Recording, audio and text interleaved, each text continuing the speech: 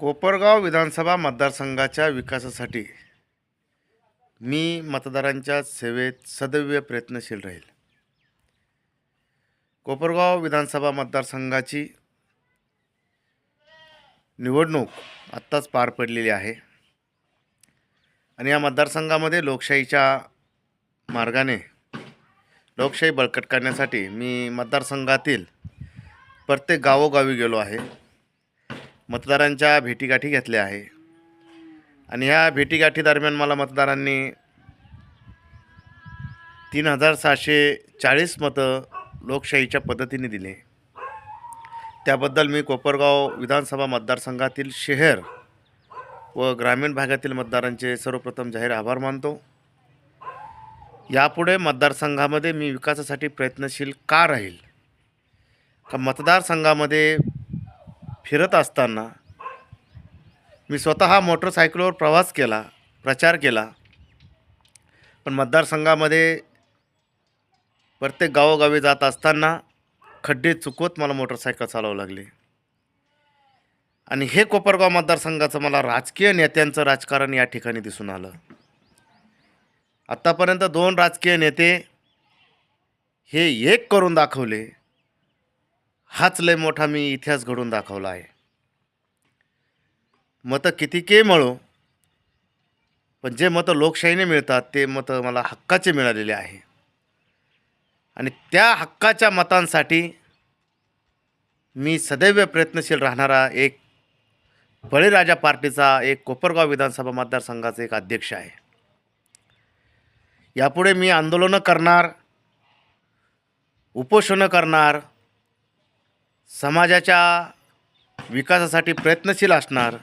मग ते आंदोलन मला शासन दरबारी करण्याची वेळ आली किंवा लोकप्रतिनिधित्व यांच्या स्थानासमोर करण्याची वेळ आली तरी मी ते आंदोलन करणार. यापुढे माझ्या आंदोलनाची दिशा राहील पिपणी बचाव आंदोलन. जे चिन्ह घेऊन मी निवडणुकीच्या रिंगणात उतरलो ती पिपणी मानून लोकांनी मला भरपूर मतदान केलं. मग आता ह्यापुढे पिपणी बचाव आंदोलनच करणार का जेणेकरून ह्या तालुक्यातले राजकीय नेते सक्षम आहे की असक्षम आहे हे मी मतदारांना दाखवून देईल. विकास हा करायला पाहिजे, पण हे विकास करत नाही आणि केवळ मतदारांना एक वेठीस धरण्याचं काम करतात, मतदारांच्या जीवावर राजकारण करतात. पण यापुढे मतदारसंघामध्ये जे नाराजीतले लोक आहे त्या लोकांना मी बरोबर घेऊन चालणार, त्या लोकांना मी आधार देणार आणि कोणत्याही मतदारावर अन्याय होऊ देणार नाही. अन्याय झाला त्या अन्यायाची दखल घेणारा मी,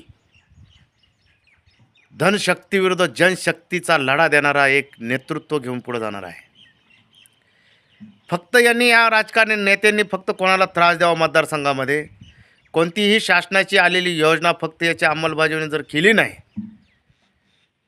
तर यांच्या विरोध लढण्यासाठी मी भक्कम आहे आणि हा लढा मी कायमस्वरूपी देणार. यातच माझं सौख्य सामावलेलं आहे.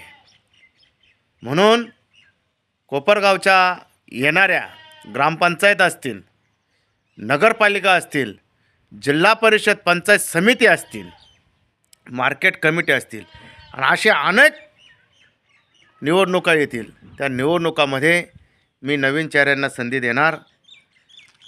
ज्यांना आजपर्यंत संधी मिळाली नाही, जे नाराजीत आहे त्यांना बरोबर घेऊन चालणार आणि त्यांना ह्या निवडणुकीमध्ये यश अपयश येणारच, पण अपयश हे पचवण्याची ताकद पाहिजे.